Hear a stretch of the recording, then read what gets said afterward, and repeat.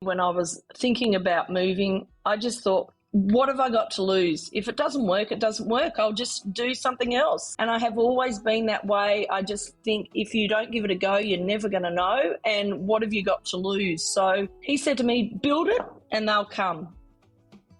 Welcome to Imprint, a podcast about creating a home and life you love. I'm Natalie Walton, an interior designer, stylist, and best-selling author focused on an holistic approach to homes. Each week, I'm sharing insights and interviews about the creative process to help you enhance both your interiors and well-being, as well as provide you with the tools and resources to make considered and sustainable choices with all that you create.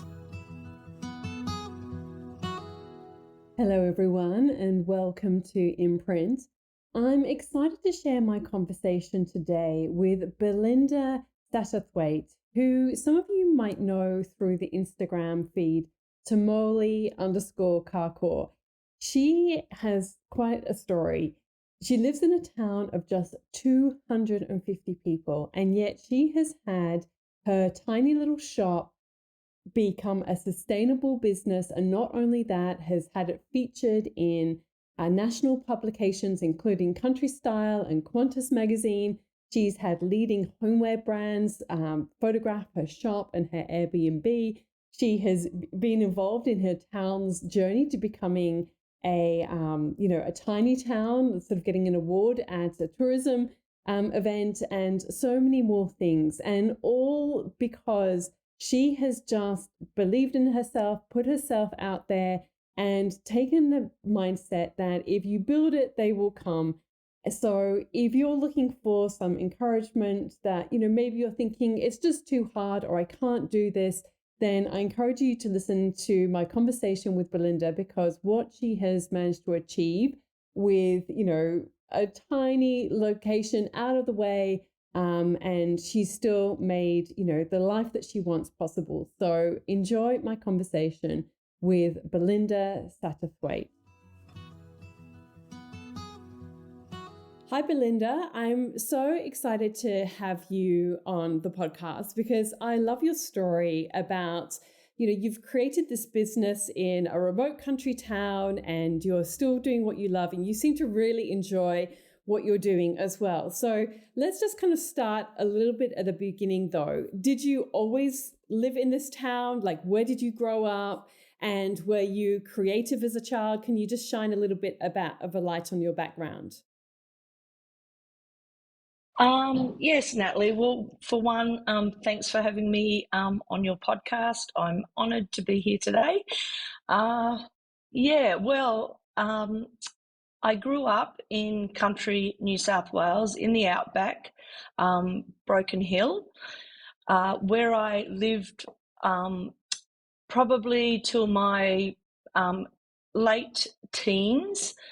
I went to school in Broken Hill as well, and during that time I probably wasn't all that academic, I would say, at school, but I would say, very creative. I used to love going to art lessons. I was always probably more of a tomboy at school. Used to love lead lighting, woodwork, metal work, all that sort of thing. But not probably maths and, science and English. I wasn't any scholar at school, but I ended up leaving school. I actually trained as a nurse in the Broken Hill Hospital, in a hospital situation and not at university. Okay, and at what point did you then move to where you live now? And maybe you can sort of explain to our listeners. I mean, we have listeners all around the world, So just kind of paint a little bit of a picture of where you live now, maybe, the distance from the closest city, so they've got a little bit of a context, how long it would take to drive there, and how you ended up there, and how you ended up opening a shop. Well, it's probably a very, very long story. When we left Broken Hill in my late teens, probably around 19, we actually moved to the south coast of New South Wales at Churros Head, where we built our very first home at about the age of 21. I married my childhood sweetheart from school, and we are now both 60. So we've done a lot in that time. And once we built that home, we decided we would sell up, and we travelled Australia for 3 years. So in that time, we lived in several, bigger places like in Perth and Darwin and Adelaide. And during that period of time, we decided to go back to visit family in Broken Hill, and we bought another home there. So out of the blue, we restored a beautiful stone cottage in Broken Hill, which we bought for $15,000 back in the day. And we lived there with my husband's work. He worked in the mines in explosives, so we did actually travel. Not a lot. We moved around a lot in those younger period of our married life. We lived in Queensland, in between Brisbane and the Gold Coast, where we had another home. So we have had lots of different places to call home since we were married. And then with my husband's work again, we had the opportunity to move to the region we are now. So 24 years ago, we moved to Orange, and then we bought a home in Millthorpe, another older home that we renovated. And during that time as well, we bought an old pharmacy, a chemist shop, which we renovated again, and that became my very first Airbnb, which we ran for 15 years. We always called Millthorpe our forever home, and during that time as well, I was running the little cottage for a couple to stay in the old chemist shop, which has now had probably 4 owners since we sold that business. And I don't know how it came about, but I started probably styling that little property to open as an Airbnb, and I thought, you know what, I just love all this homewares. I just had fun doing that project. So out of the blue, I thought, you know what, I'm going to open a shop, and that is what I did with no with no idea what I was doing. I can remember back when I was younger, I did do a business course at TAFE after I left school, but really didn't remember anything about that. So I just did it on a whim, and I operated that shop called Tomolly after my 2 children, Tom and Molly, for 10 years in Millthorpe, where we actually lived for 24 years, and we thought that was our forever home. And yeah, on this particular day, my husband said, there's an old flour mill for sale in Carcoar. Maybe, we should go and have a look. And I got all excited about that. And we came out here to look at that with no intentions of buying it. It had a huge old garage, which was Hagen's garage back in 1925.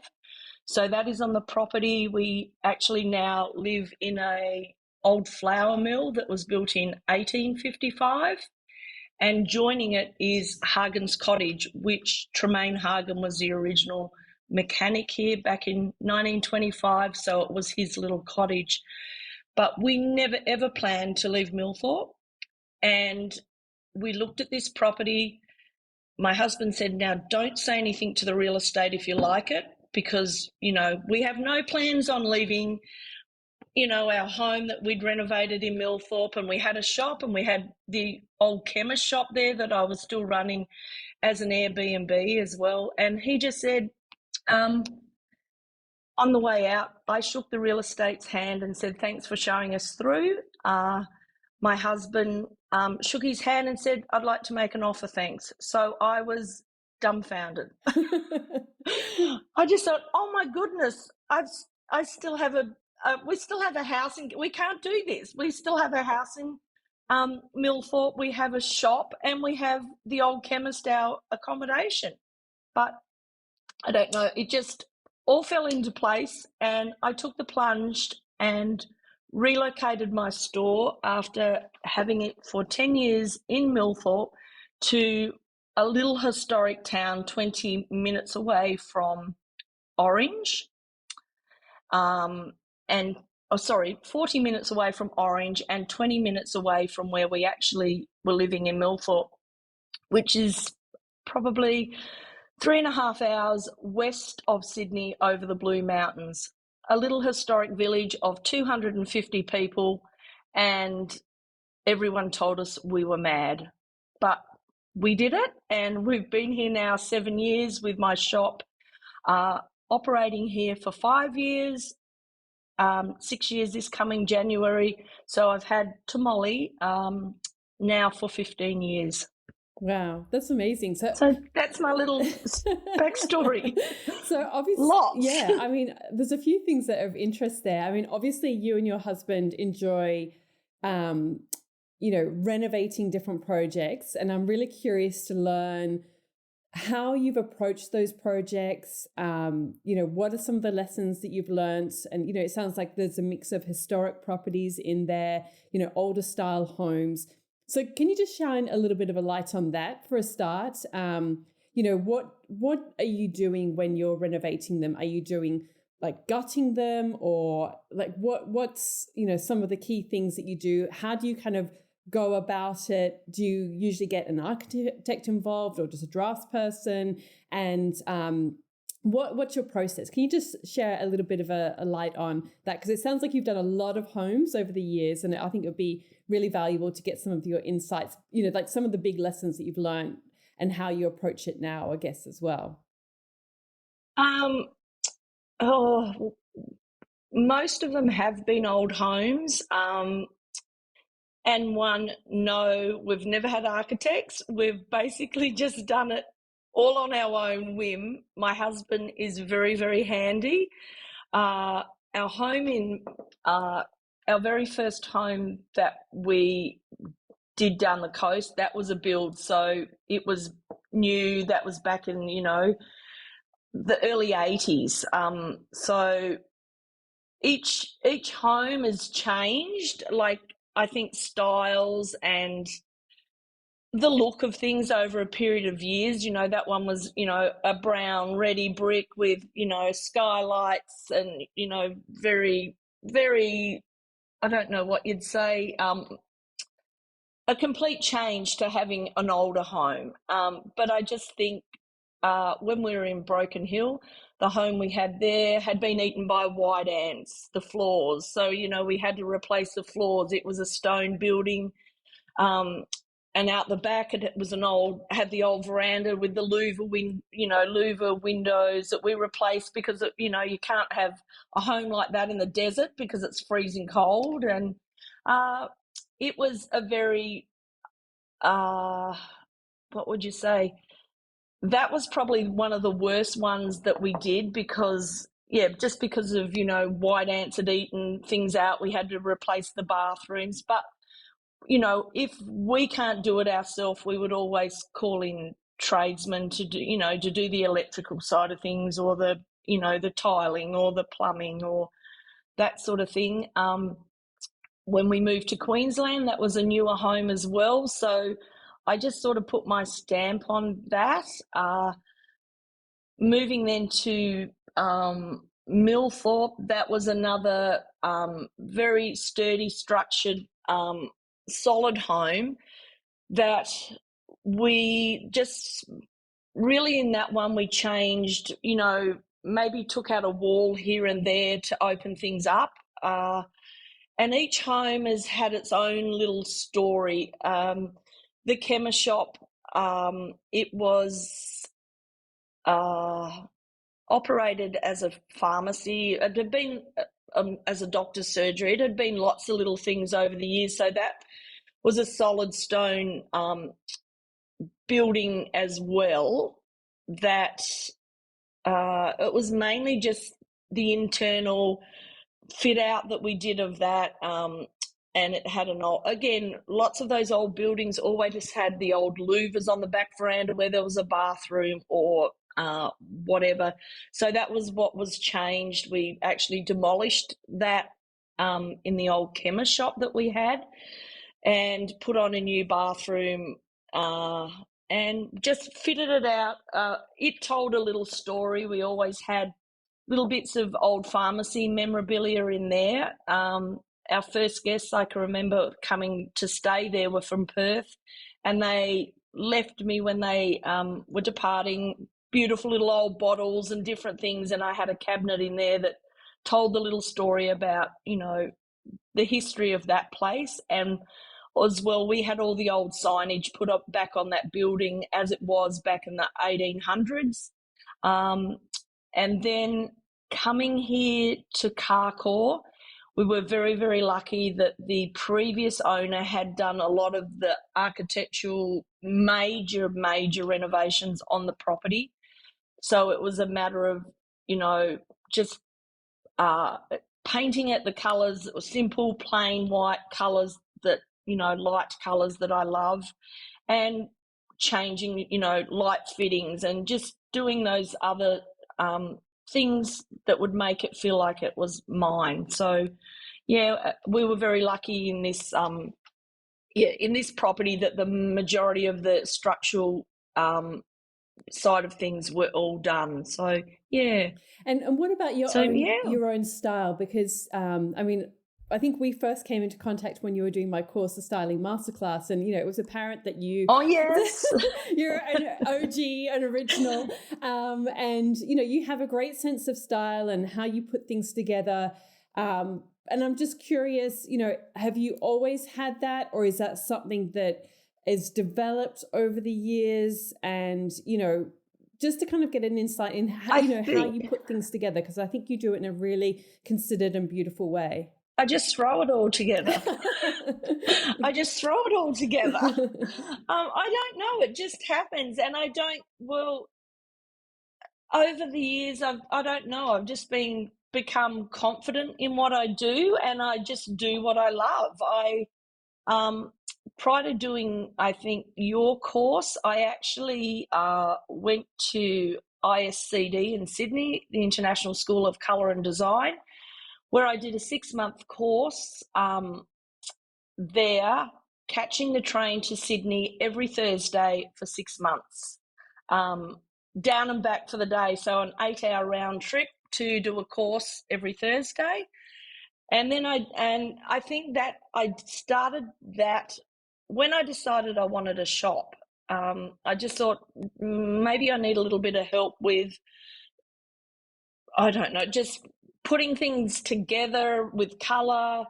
And it's really funny because my very first shop, the shop when I first opened it, if you look back on my Instagram, it was revolting. I actually was buying things for people. I was buying for the people what I thought they loved at that time, and it was very bright, but to me now, I cannot stand really anything with colour. In my own shop now, I have a few lines of produce that may have some colour on it, and they have to be behind me so I don't look at them all day. And yeah, doing, your it was the styling masterclass I think I actually did with you. And things have just evolved. I don't know. I just do it. I find a lot of inspiration, I think, from being outside in nature. You'll often, if I go to Canberra or Sydney, it takes twice as long to get there because I'm always stopping, grabbing foliage, finding things, yeah, I think it's just within me, and I don't know. It just happens. Yeah. No. I mean, well, you do have a great sense of style. And I do think that the shop itself, and, we will share some photos on the show notes on my website somewhere of your shop, because it really is beautiful. You've got these sort of beautiful timber shelves that are sort of like black and timber, and you display your products beautifully. And, it's amazing. I mean, did you ever sort of think, were you always catering for the local population or tourists or, because obviously you are in a remote location and, Yep. to sort of to buy that amount of stock and, all of those kind of things, like how, can you just, again, like shine a little bit of a light on that journey of running a shop in a remote location and how you've managed to have that as a sustainable business? Yeah, when I first opened, Millthorpe was probably it was becoming known for a beautiful restaurant called Tonic that was there.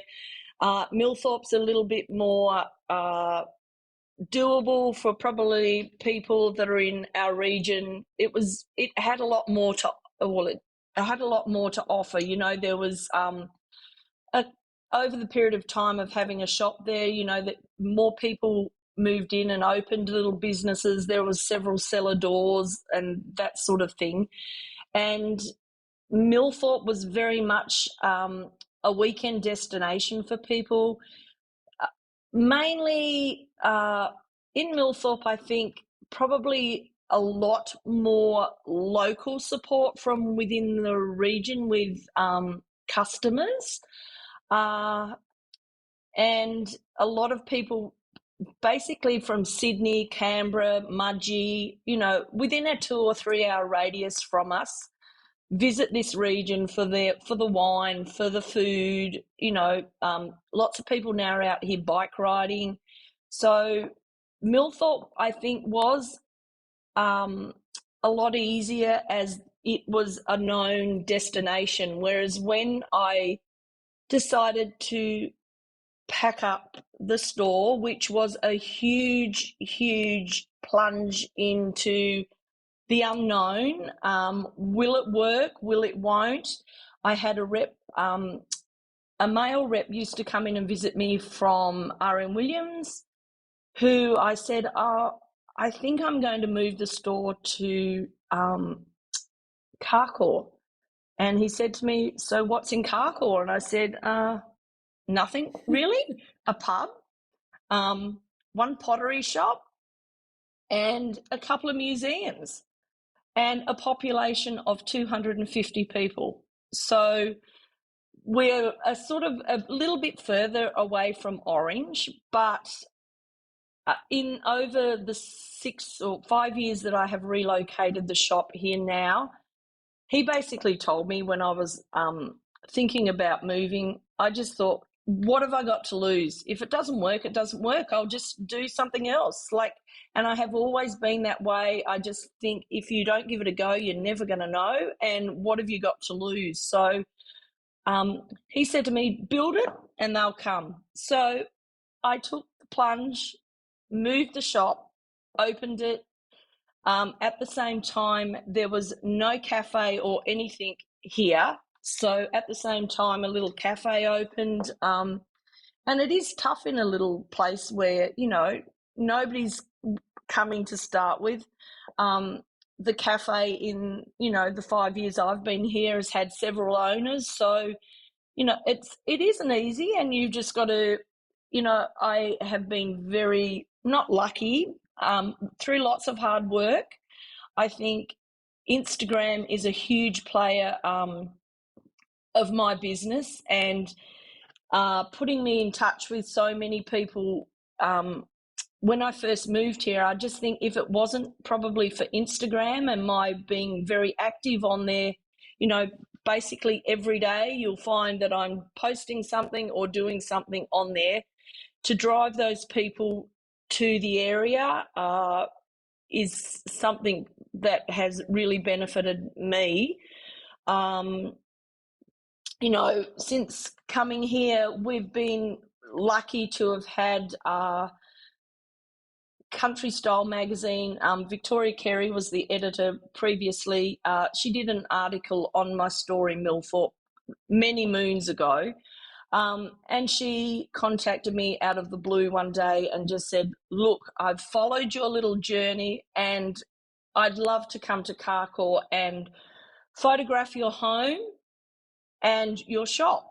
So we featured in Country Style probably, I don't know, 5 years ago now, our home and the shop, just not long after opening, which, you know, getting something in an editorial magazine like that, I think has been huge as well. And then after opening Hagen's Cottage, we were also featured in Country Style magazine, and that did get the word. I think that has got the word out, you know, to a broader area. And we are very lucky to have had Hagen's Cottage featured as well last month in Qantas Inflight magazine. So, you know, all those little things I think help along the way. And it's about collaborating with, you know, other people. I can remember not being very confident in what I did previously. I went to a workshop, not a workshop, a gathering of very like-minded women at a farm in the middle of nowhere several years, probably a couple of years ago. And at that gathering, we sat around that night with a glass of red wine, which I never drink usually, and we had to tell our journey to the other people that were there, and had to say what our intentions were for the next 12 months in our business or in our, you know, in our lives. And mine was to open an online store, which I did. And the other thing, when I introduced myself at that gathering, I said, hi, and I can always remember, I said, hi, I'm Belinda, I'm just a shopkeeper. And Louisa Brimble, who is a very, very good photographer, looked up at me and said, you are not just a shopkeeper, you are the shopkeeper. And from then on in, I often do sign off, kindness always, the shopkeeper. So I own that now, and, you know, you've got to be proud of your little achievements, I think, and every little bit helps. And I think the publicity in magazines, we've actually had a few photo shoots here. Pony Rider have used our cottage here and the little town of Carcoar for their launching of different products. We've last year was a bit of a touch me moment when I was actually approached by Importante, who are the importers of La Bottega Rabanella linen clothing from Positano. They actually asked me to be their winter ambassador for their range, and I was photographed here in Carcoar and at our cottage as well for that. So that was so special, nearly turning 60, and I get to be on the front cover of a fashion, a fashion label. So that was exciting. And yeah, Incy Interiors are a beautiful bed company that make a local girl here, Christy Withers. She does the most magnificent, beautiful beds for children and also adults. So they actually did a shoot here at the cottage as well. So I just said, you know, all those little things. And in being here in Carcoar in a few years after promoting it, and, you know, collaborating and sharing your information with, you know, tourists. There's Orange 360 in Orange who promote the region as a tourist destination.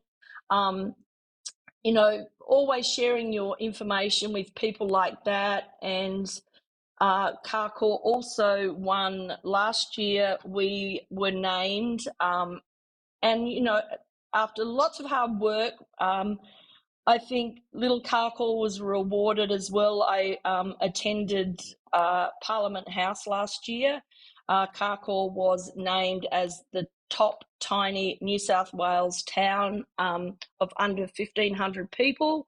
So we went to the Australian Tourism Awards, didn't win the Australian tiny town.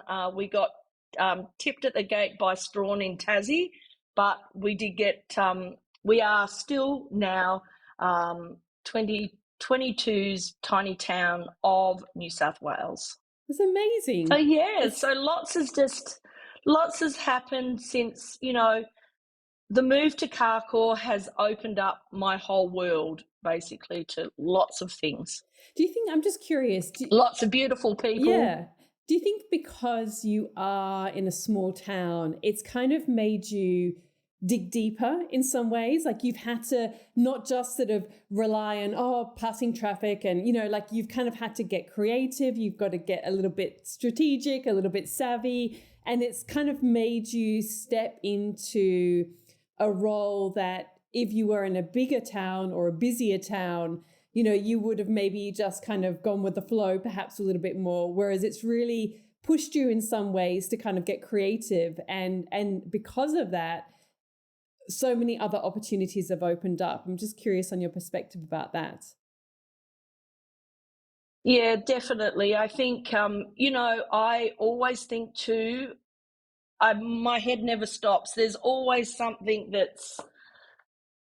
I go for a drive, there's always something, I think what's next? There's got to be something else. There's always something, you can't stand still, you can't stand stagnant. And, retail is really tough at the moment, but it's been like that in 15 years. You have your ups and downs and you've just got to keep treading water. And, you've just got to have that tribe of people around you too that believe in you. And, there's so many people, not so many people in my life, but there's people, friends that I've made along my journey and friends that I've made outside of this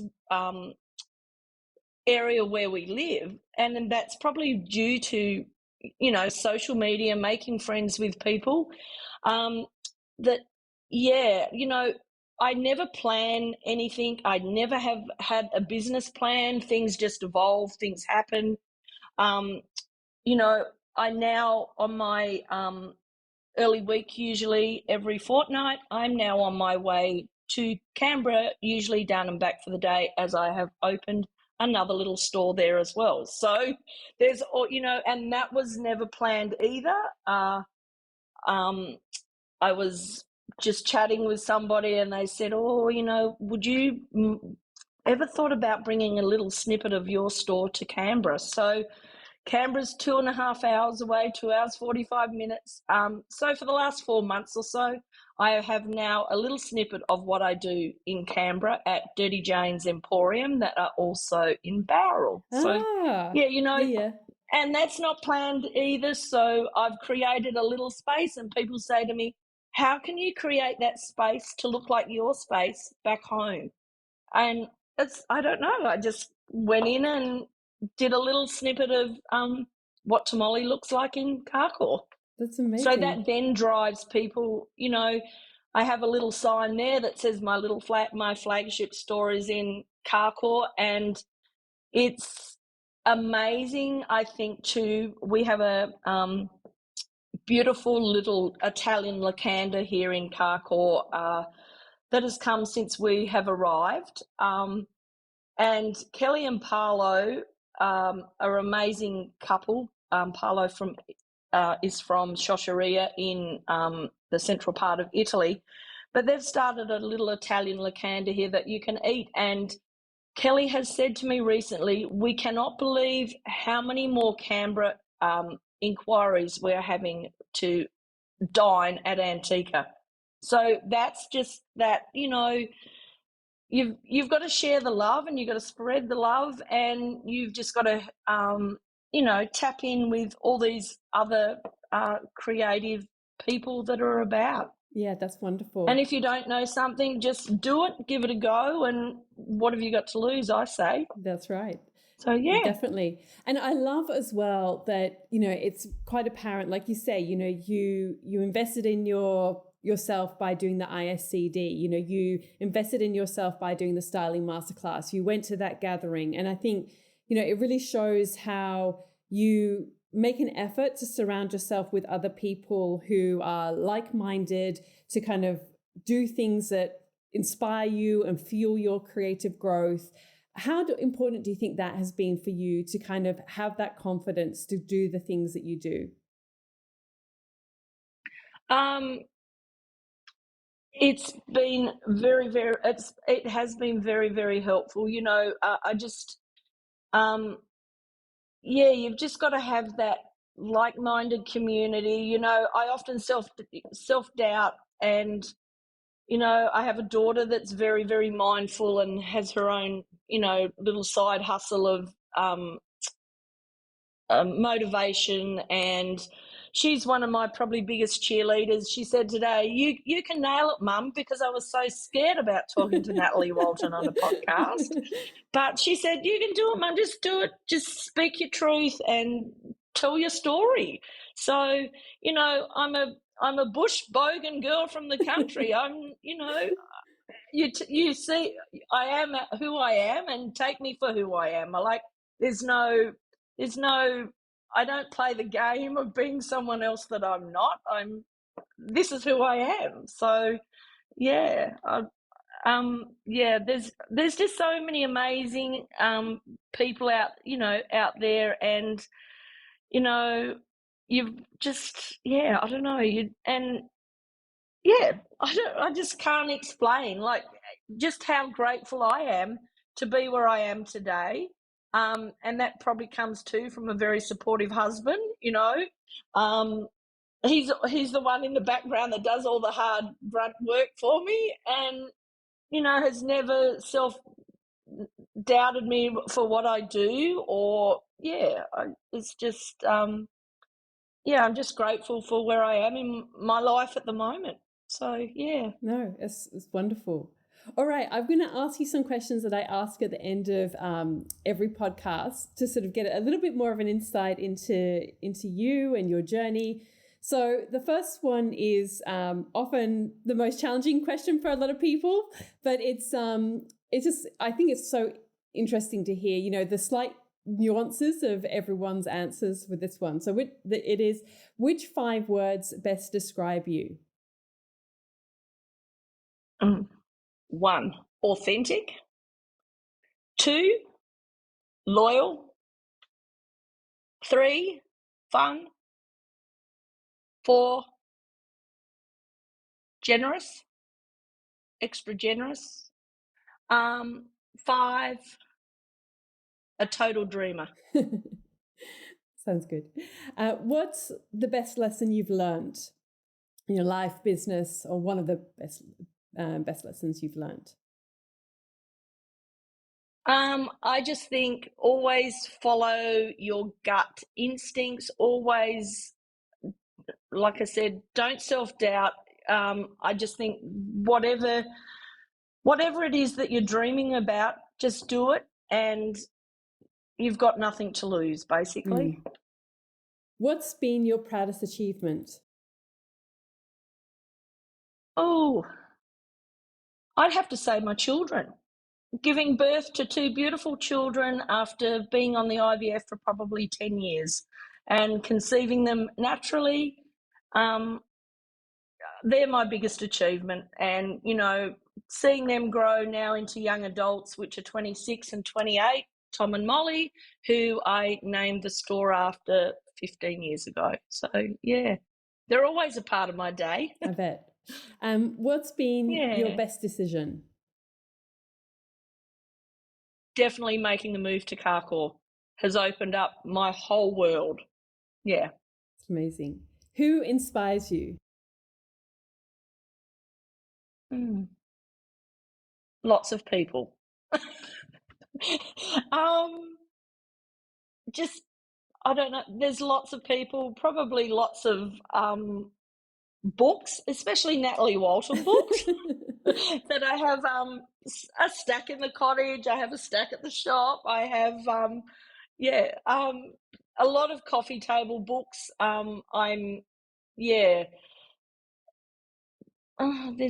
There's so many that inspire me. And I think too, I'm one that takes a lot of inspiration for being out in nature when I'm on a road trip somewhere. Like I take inspiration from being outside, being in nature. Just my surrounds, I think. Yeah. What are you passionate about? Passionate about. Passionate about being the best version I can of myself. That's well said. What dream do you still want to fulfill?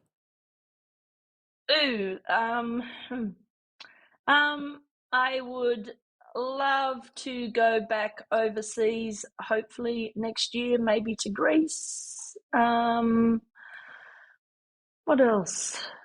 I think we may have one more build in us. Mm. We've bought a block of land recently in Carcoar that overlooks some beautiful hills and the train station here, so maybe a build, maybe. But my life's getting shorter, you see. I'm, at the other end of the ruler now. That. What else? And I'd actually like a book too. Oh, wow. That would be good. Yeah. There's been lots of talk over the last couple of years, but yes, that just hasn't eventuated quite yet. But who knows? Yeah, there's an inkling in there. That's good. That's good. Yeah. What are you reading at the moment? What do you have on your coffee table or your bedside table? Well, you may like to know this, but I have never been a reader. I think I've read one novel from front to back, and that would be Samantha Wills' From Gold to Dust, and I've probably read that 4 times. I am not a reader at all. You will find I do flick through books and read sections of coffee table interiors books, and I love baking, so I have lots of cookbooks, but reading, no, it's just not me. That's okay. We're all different. What are you listening to? Do you listen to podcasts or do you like listening to music? No, not really. I'm like, if I'm home, I love peace and quiet. I hardly ever watch TV. I hardly ever have music on at home. In the car, when I'm traveling to Canberra each alternate fortnight or whenever to restock and restyle the shop, no music on. That is my me time to sort out what's up in my head and my thinking time. And that happens at home a lot as well. In the shop, you'll always find that it's peaceful, calming, beautiful music in the background, either piano or slow jazz or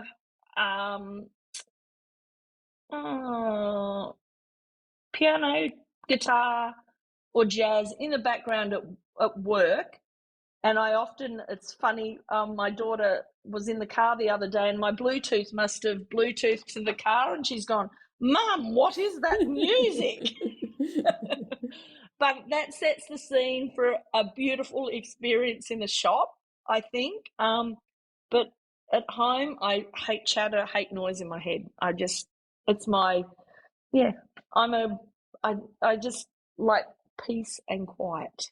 Yeah, I love to hear the church bells ringing outside on the hour from the church here in Carcoar, and I love listening to the river in our back garden, and that sounds the good. birds. Yeah, I can relate to that. I love peace and quiet too.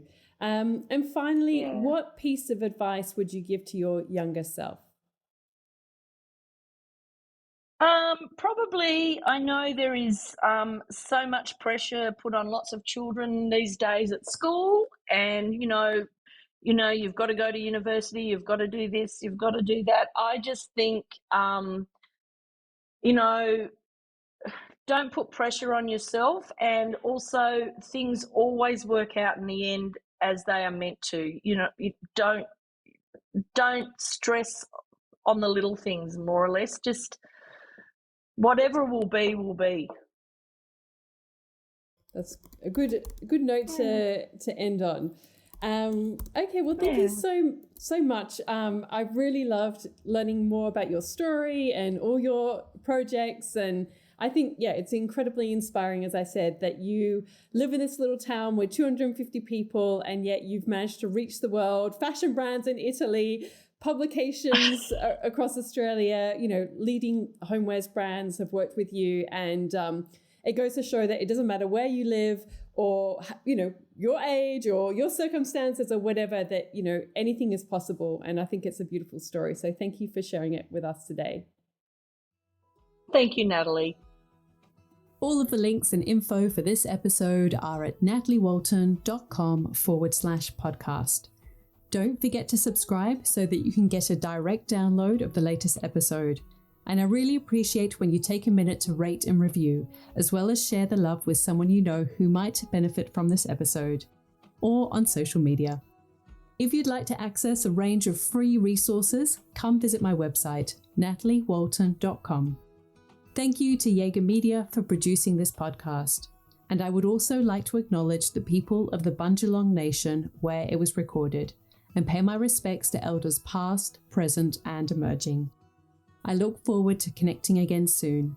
I'm Natalie Walton, and you've been listening to Imprint.